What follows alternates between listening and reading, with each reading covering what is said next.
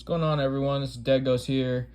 I haven't made a video in a long time. I decided to come back and try to make a short little video on why fans want Stu back in the first place. Because I see a lot of people online being like, "What? Why Stu? Why do you want him back? What would be the purpose of it? Oh, it's unnecessary. Oh, where was he been for 30 years?" And honestly, it's getting aggravating just seeing so many people ask the same questions over and over.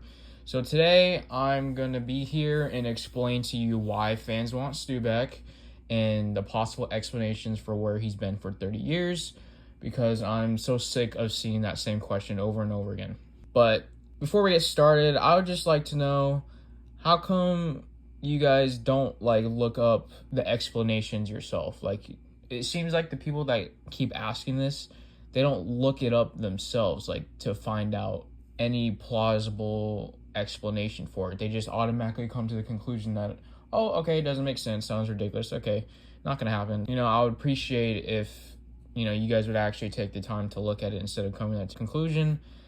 But anyways, so what happens is, after Sidney reported, "I'm at Stu Macher's house, he's gonna try and kill me," in the first movie over the police radio, the theory goes that the sheriff was good friends with the Macher family, considering it's a small town and assuming everyone knows everyone.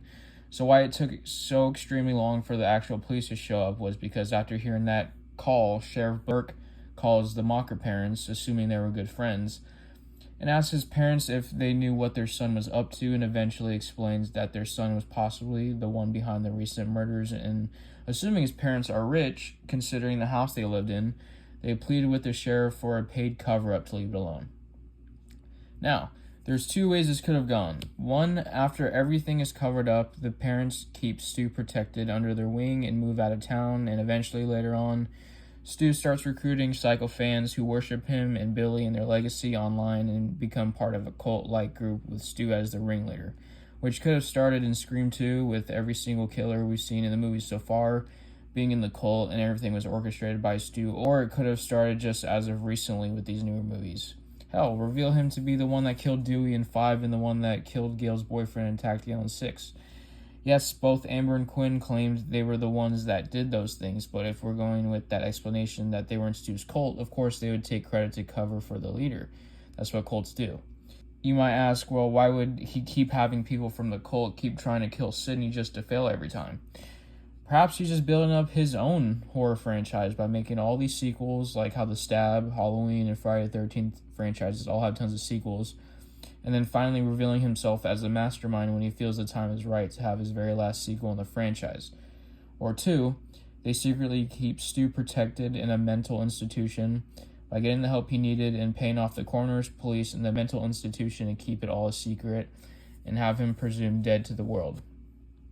And I'm not saying he was planning for that entire 30 years in this version of the explanation. He could have gotten out of that mental institution just as of recently. As Marco's story suggests, which I know he probably made that story up, but he did tell Sidney and Gail that they need a court order to get the rest of the story on John Doe. So what would have happened if they actually did get that court order?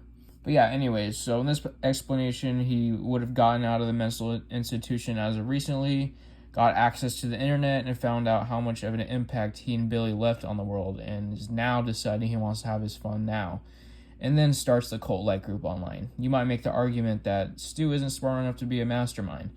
I mean, y'all seem to forget he was literally a 17-year-old kid the last time we saw him. He'd literally be Sidney's age by now, and he would have the knowledge and insight on how to orchestrate things, as he learned from Billy in their murder spree from the first movie. Hell, even the plan of killing Sidney and her dad to make it look like her dad went crazy, killed Sidney, and then killed himself was all Stu's idea, confirmed by his own words, when he said, "Yeah, I thought of that." Stu would most likely be a different person today and more mature. After receiving all of his injuries and a TV to the head, I'm pretty sure he'd carefully rethink his next approach and learn from his mistakes. And you might also ask, well, if it's a cover-up, how has no one spoken out about it in the last 30 years? People that were involved probably have gone on record a few times in the past to claim he was still alive somewhere out there, and maybe that's why the whole "is Stu really dead or alive" theory actually exists in universe.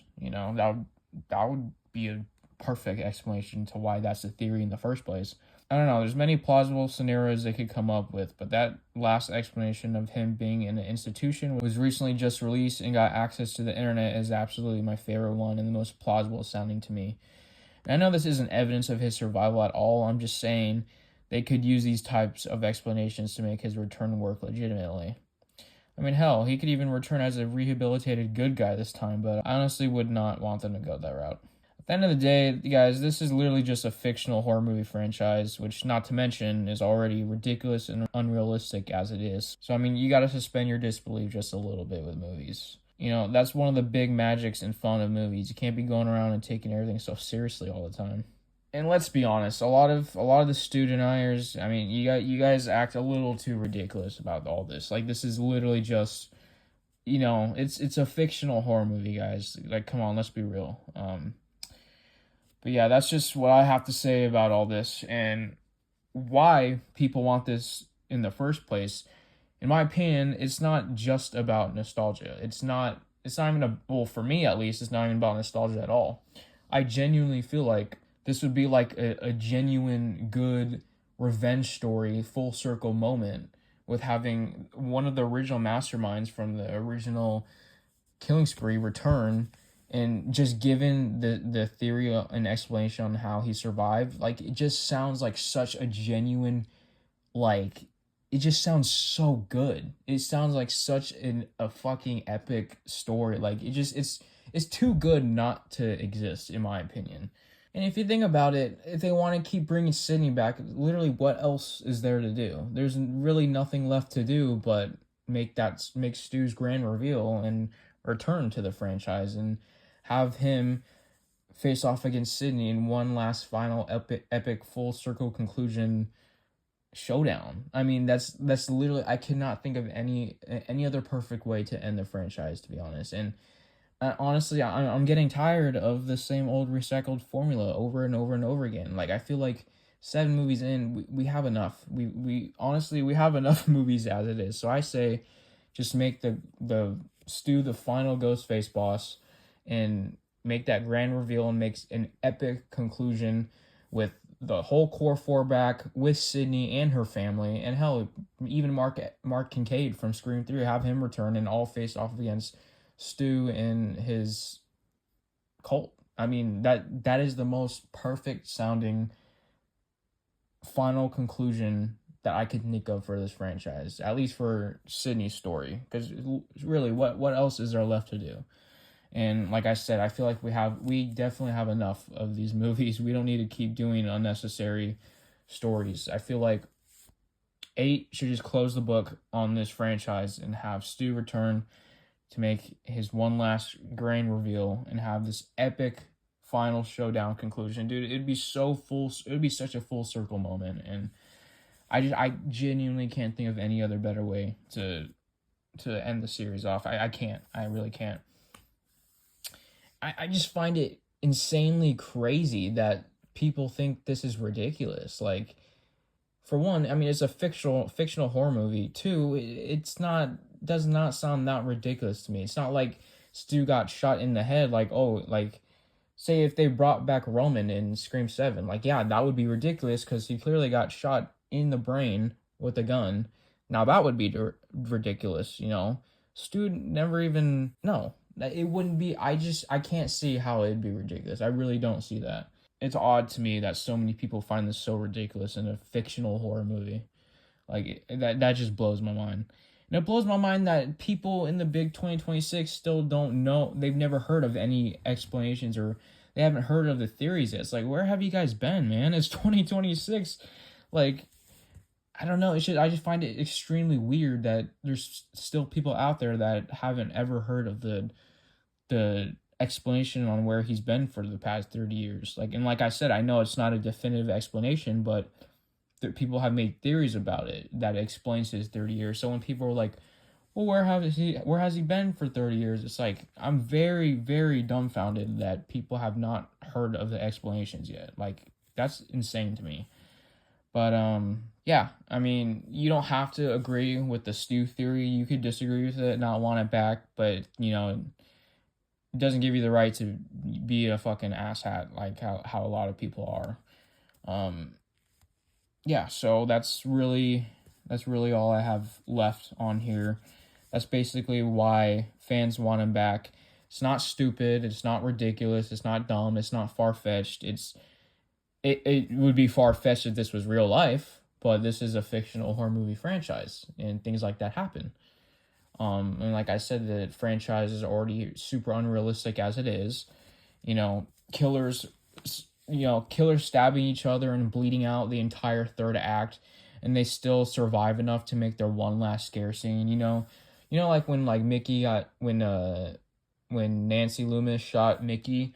Mickey was literally just laying there the entire fight of Sydney and Mrs. Loomis, bleeding out, mind you, and then he still survived enough to make his one last scare scene. Like, is that not far-fetched? That is completely far-fetched as it is. And my thing is, Stu never got his one last scare scene that almost all the other killers have gotten. And why couldn't that just turn into his survival? Because the other killers, they survived their entire third act long enough to have their one last scare. So the same logic could be applied for Stu, where he survived the entire third act and he still never got his one last scare scene because he was knocked unconscious by the TV. So, I mean, come on, guys, it's really not that serious. Let's be for real. Let's, suspend your disbelief just a little bit. Like, Jesus Christ.